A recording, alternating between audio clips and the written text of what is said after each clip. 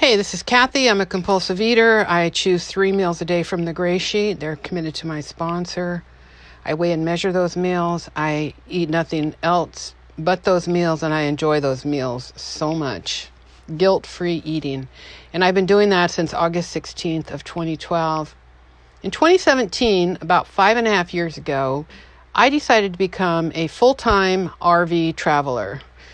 That means I have a small trailer and a wonderful tow vehicle, and I stay at campgrounds and RV parks mostly about 2 or 3 weeks at a time. So I'm not traveling all the time, but I do travel around the country, and I follow the good weather. And this is how I stay abstinent. For communicating with my sponsor and my sponsees, I use mostly the phone and texting. Everywhere I go, there's cell service. I don't stay anywhere where there's not phone service and internet service. That's just not how I travel. I'm not like in the middle of nowhere. I stay in RV parks and campgrounds. So it's easy for me to stay in touch with my people. To stay in touch with the fellowship of GreySheeters Anonymous and other 12-step fellowships, I use phone calls. I do Zoom meetings, video Zoom meetings. They're amazing. Used to be a while back, years ago, there were only meetings in person. I did take a trip once in 2008. I drove cross country and went to a 12-step meeting every day. And, that's kind of a deal. You have to find out where it is and drive there and get parking. And Zoom meetings on video are so easy. There's, of course, in-person meetings. There's nothing like them. What a wonderful environment.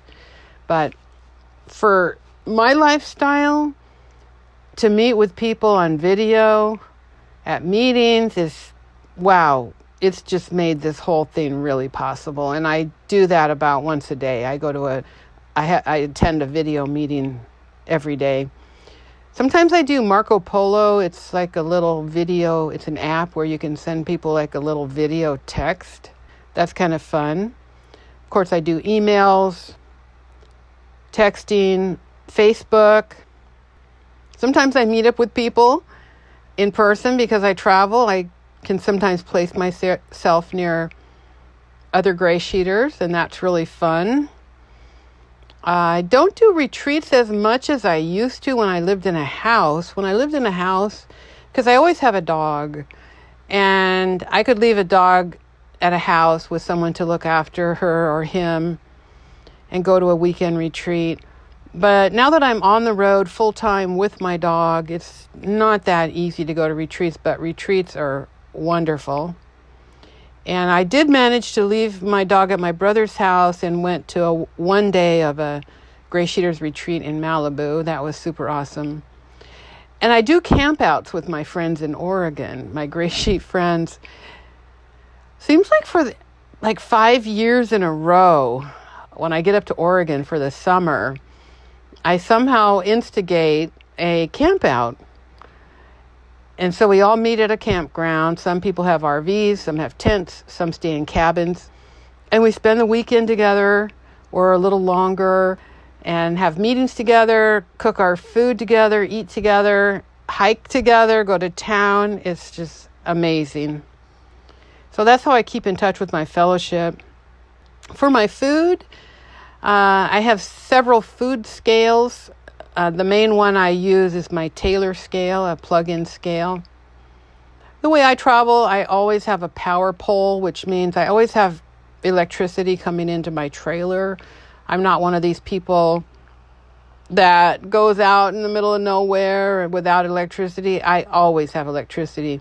Plus, I have something called a Jackery power box. It's like a lithium battery that provides electricity if I need it. I have that with me at all times in case the power goes out. And that's happened a few times in these past 5.5 years. Sometimes a campground will turn off the power if the power company is doing tree work or for some other reason and the power goes out. I can just plug into my power station and stay up and running. So I love my Taylor electric scale because I don't like batteries. I just have an aversion to keep replacing batteries. That's my main scale. I do have a folding battery-operated Joseph scale that stays in my purse at all times. I have a backup electronic scale, and I have a scale, an analog scale that doesn't require any batteries. It's like what they used to have in the old days to weigh food. And I used it on a couple of cruises where the movement of the boat will mess up an electronic scale. So I have at least 4 scales in my little trailer at all times. And I have a scale to weigh myself. In GreySheeters Anonymous, we weigh ourselves once a month.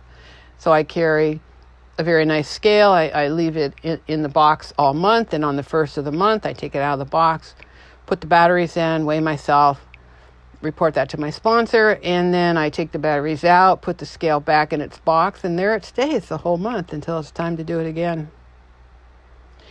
Buying my food, I almost never eat out. I do not like eating out, mainly because I get better food when I cook it myself. And it's just easier for me. So I buy my food at the grocery store. It's a little tricky when I'm traveling because I'm with my dog all the time. And I never want to stop at a grocery store towing my trailer. It's too risky to leave it out in the parking lot somewhere. It could get stolen.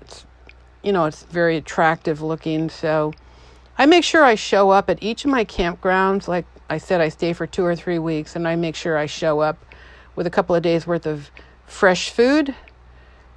But then when I go to the grocery store, I just use my car and hitch my trailer, leave it at the campground. And I've discovered the joys of online ordering, like at Walmart or other grocery stores that offer that service. You can order it online, and then you just drive up and they put it in your car. That really works for me a lot. Sometimes where I camp, there's one place I camp where there's a little grocery store 4 miles down the mountain. This is in California. And I take my dog for a walk every afternoon. So it's very easy for me to leave her in the car and go in there every few days and do grocery shopping.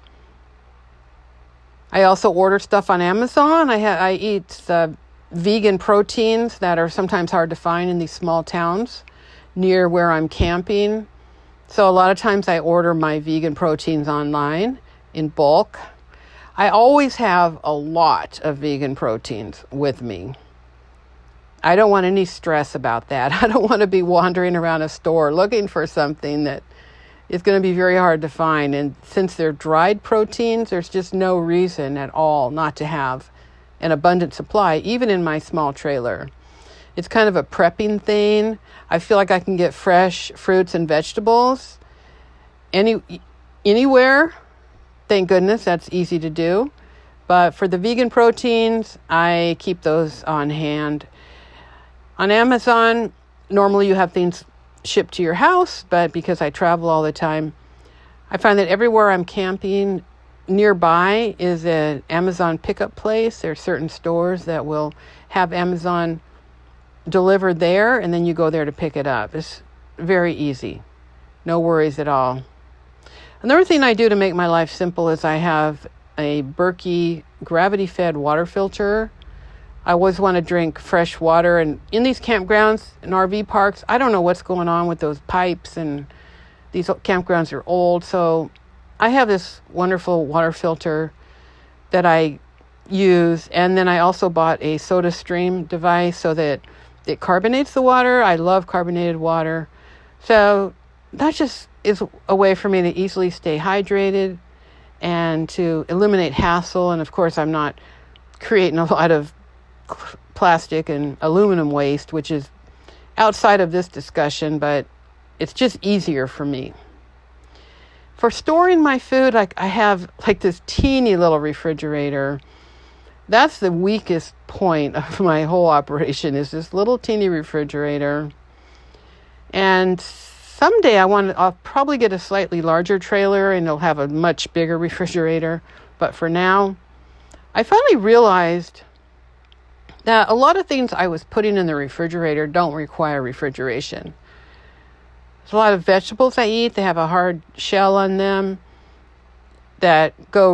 what I did was I bought a rack that I put in my trailer, and it's like this 3-tiered thing, and I put my vegetables in there and some fruits that I buy, a certain kind of fruit especially, doesn't need to be refrigerated. So I not only save space in my refrigerator, but I get to see these beautiful foods. They're gorgeous. I really love food.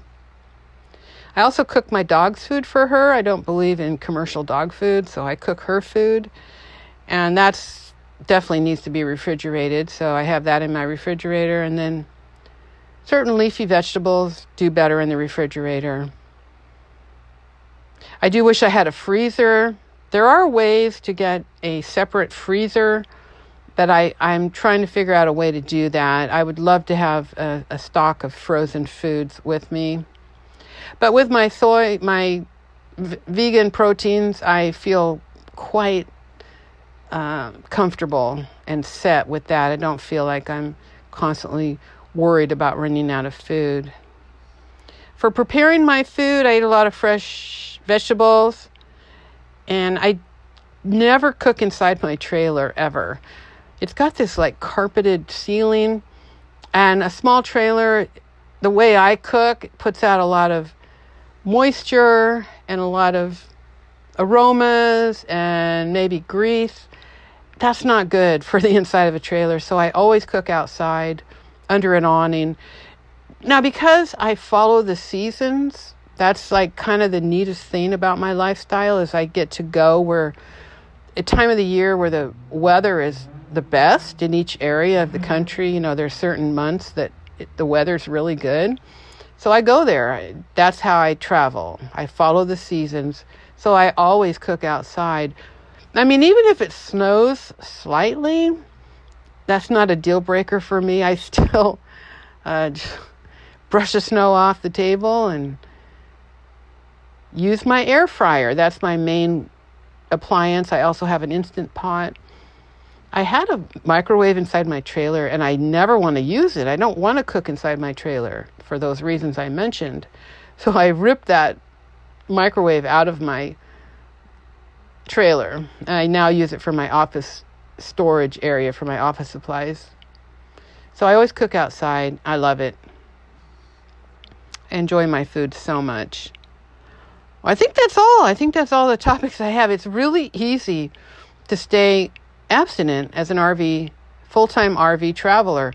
You would think it would be so confusing and there would be all kinds of chaos, but I've got it totally dialed in. I have my home with me all the time. People think that I'm away from home, and I'm not away from home. When I first started out, the first little bit, I kept thinking I should get home.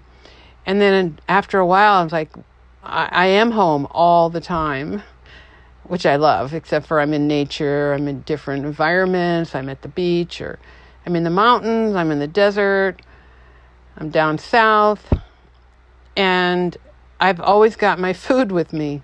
So it's extremely easy to do gray sheet abstinence, and thank goodness I'm doing gray sheet abstinence, because if I was trying to manage my food on my own, it would not be a good life for me. It would be too chaotic, probably, for me to do this grand adventure I'm on.